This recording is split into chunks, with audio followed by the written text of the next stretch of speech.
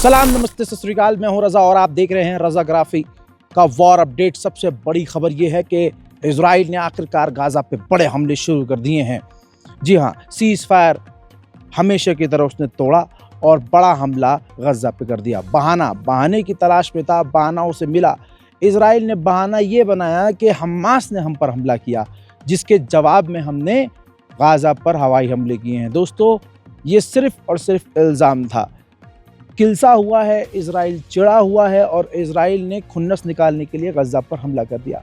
बताना चाहूँगा, इसके अलावा ये जो उसने हमला किया है, इसमें एक ही झटके में 40 से 45 गाज़ा के लोग शहीद हो गए।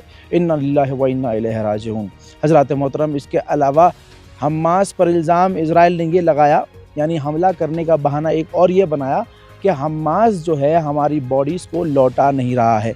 हमारे जो इजरायली सेटलर्स थे, जो यहूदी थे, उनकी लाशों को लौटा नहीं रहा है, जिसकी वजह से हमने हमला किया है।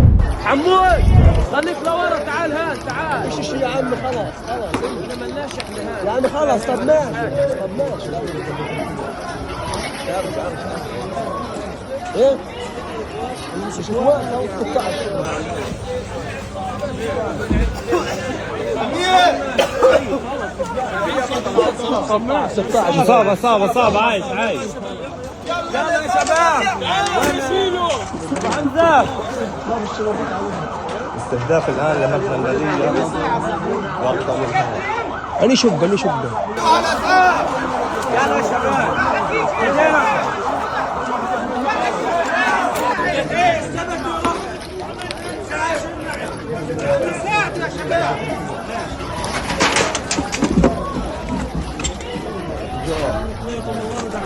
वहीं मेरे दोस्तों, इजराइल ने अपनी औकात दिखाई है।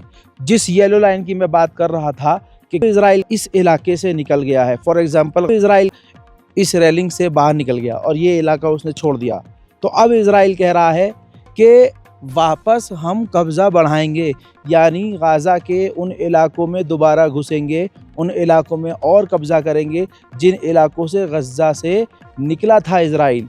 घूम फिर के कहानी फिर वहीं आ गई है। तमाम अरब देश हिजड़ों की तरह खामोश बैठे हैं।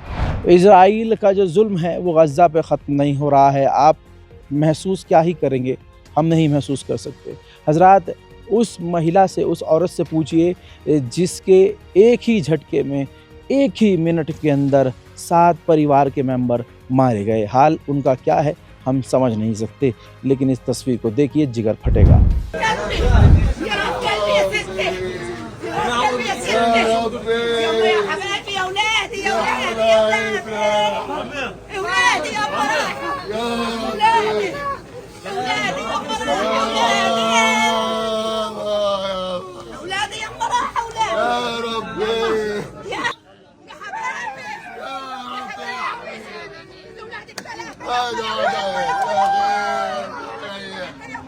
يا ريت انا قبلك، يا ريت انا قبلك، يا ريت انا بدالك يا رب، يا رب عليك يا رب يا رب.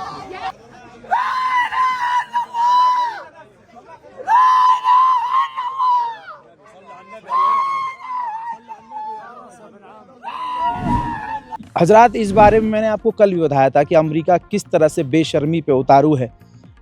वो बयान याद होगा जब अमेरिका ने इजराइल के हमले पर कहा कि ये तो छोटे मोटे हमले होते हैं और इजराइल ने जो किया है उससे सीज़ फायर नहीं टूटा है।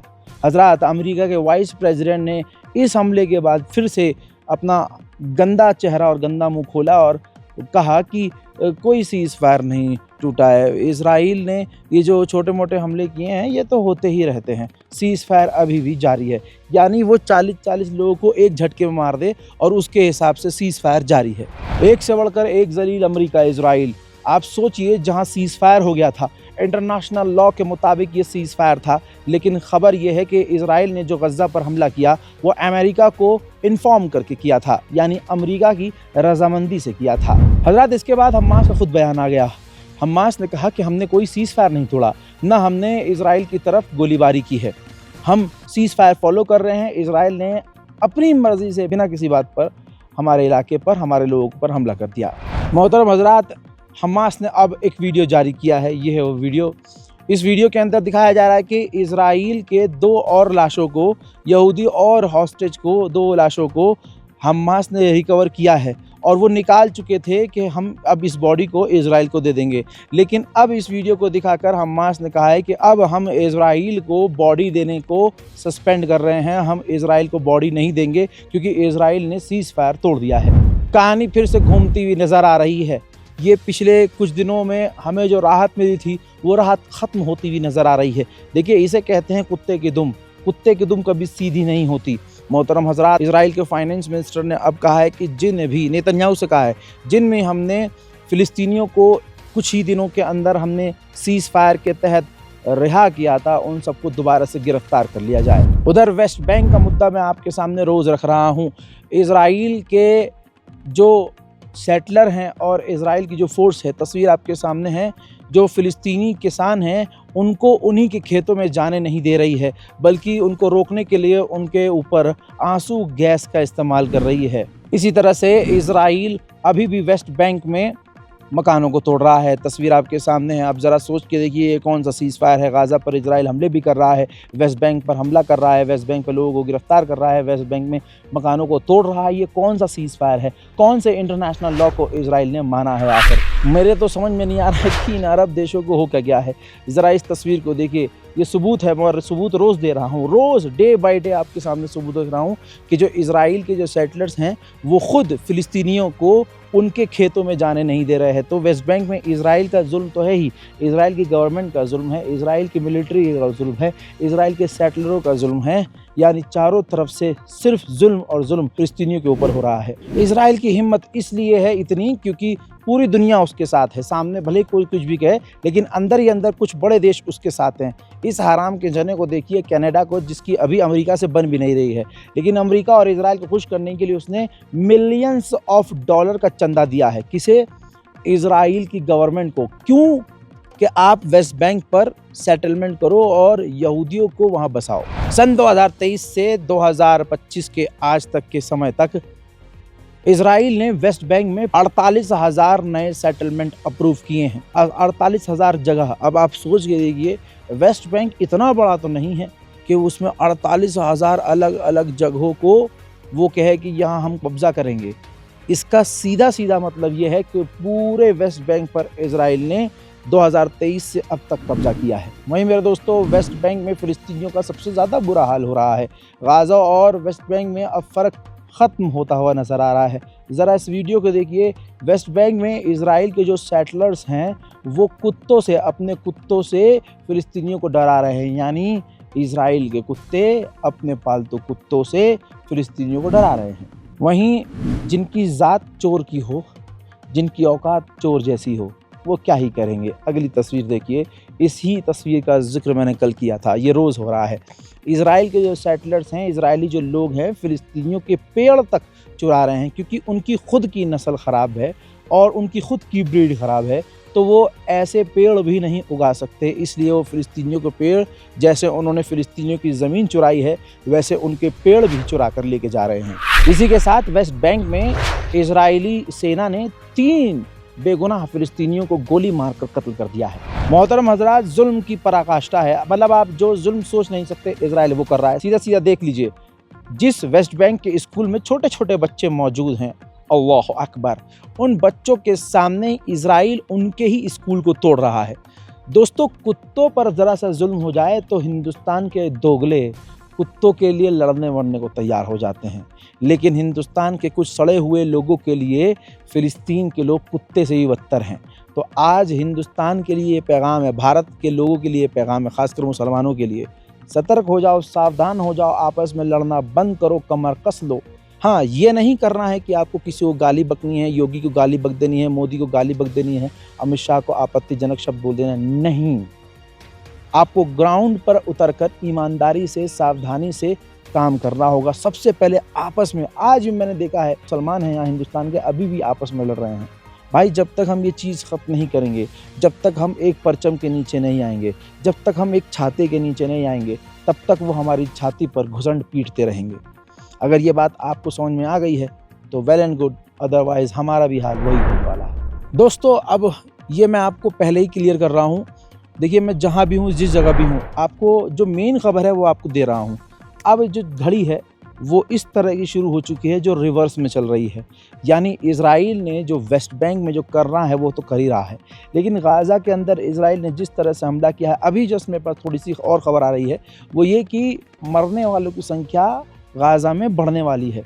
40 से 45 नहीं, उससे ज़्यादा जो है संख्या हो सकती है। सोचिए, जहाँ हम सब ये सोच रहे थे चलो इज़राइल अब हमला नहीं करेगा, वहाँ कहानी पलट गई है और हम दोबारा अब पीछे जा रहे हैं। जैसा इज़राइल पहले कर रहा था, अब वैसा ही दोबारा करता हुआ नज़र आ रहा है।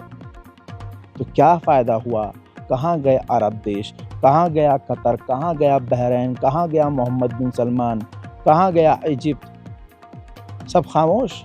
क्या सबको इज़राइल ने लॉलीपॉप दे दिया कि भाई हम तुम्हें डिफेंस सिस्टम देंगे, हम तुम्हें पैसा देंगे, हम तुम्हारे साथ डिफेंस कोऑपरेशन करेंगे? क्या कुछ ऐसा हुआ है? वो तो पर्दे के पीछे की बात है। लेकिन आप सोचिए, फ़िलिस्तीन के ऊपर हर तरह से जुल्म हो रहा है। उम्मीद की किरण नज़र आती है, फिर उसको मिटा दिया जाता है। फ़िलहाल के इस अपडेट में इतना ही। आखिर में जो लोग मुझसे जानना चाह रहे हैं कि रज़ा भाई आप कश्मीर में हैं, क्या माहौल है? देखिए सुबह का वक्त है, इतनी ख़तरनाक ठंड नहीं है कि आप बाहर ना निकल सकें। गुलमर्ग जो मेरा बैकग्राउंड आप देख रहे हैं, ये पूरा गुलमर्ग है। चारों तरफ ये इलाका गुलमर्ग कहलाता है और ज़रा सा आगे बढ़ते ही वहाँ से गंडोला की जो राइड होती है वहाँ से शुरू होती है। लिहाजा मौसम बहुत अच्छा है। कश्मीर ज़मीन पर जन्नत इसलिए कहलाता है क्योंकि आप किसी भी मौसम में आएँगे, कश्मीर आपको जन्नत ही लगेगा। आप गर्मी में आएँगे तो आपको बहुत सारा इलाका ऐसा है जहाँ आपको सिर्फ पूरी वो वादी आपको फूलों से नज़र आएगी। गर्मी से थोड़ा बाद में आएँगे तो ज़ाहिर-सी बात है ये वो समय है जब सुबह और शाम ख़तरनाक ठंड है और 10 बजे के बाद हल्की सी धूप भी है। तो यानी आने वाला होता है ना, जैसे कोई आने वाला होगा वो तो हर हाल में आएगा। नहीं आने अभी हमारे दोस्त यार हैं, हमने कहा भाई चल दो, तो उनके साथ मसला ये है कि उनको बोलो चलो, गर्मी में बोलो चलो तो गर्मी में क्या करेगा तू जाके यार? गर्मी में कश्मीर, आय हाय! अब तो पागल हो गया है, मनाली चलने। जाएँगे वो मनाली भी नहीं। ऐसे ही जब सर्दी में कहो भाई सर्दी बर्फ़ गिर रही है चलना है, अबे इतनी बर्फ़!